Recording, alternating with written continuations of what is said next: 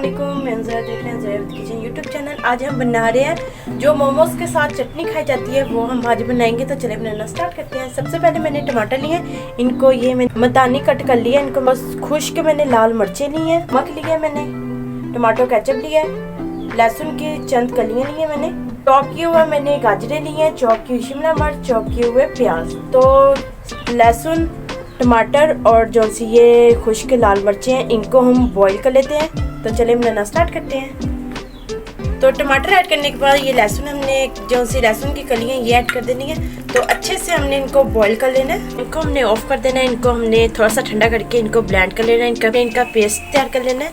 तो माशाल्लाह से हमारा ऑयल जो है वो गर्म। शिमला मिर्च, चॉप की हुई गाजरें, चॉप किए हुए प्याज हम इसमें ऐड कर देंगे।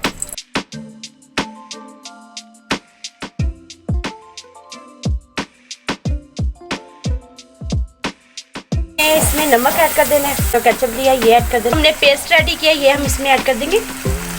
तो मुझे पकाते हुए कुछ देर हो चुकी है, तो अब हम इसमें जो है ना थोड़ी सी चीनी ऐड करेंगे।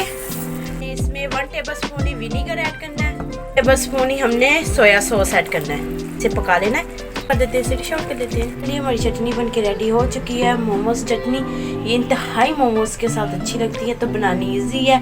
तो मैंने इसमें वेजिस ऐड किए हैं, बिना वेजिस के भी बना सकते हैं, मगर वेजिस से यह बहुत टेस्टी लगती है वेजिस के साथ। तो अगर आपको हमारी ये रेसिपी अच्छी लगे, हमारी वीडियो को लाइक करें, शेयर करें, हमारे चैनल को जरूर सब्सक्राइब कर दिया करें और बेल आइकन को ऑन कर लें, मेरी न्यू वीडियो की नोटिफिकेशन आप तक जल्द पहुँच सके। Thank you watching my video के। अल्लाह हाफिज़।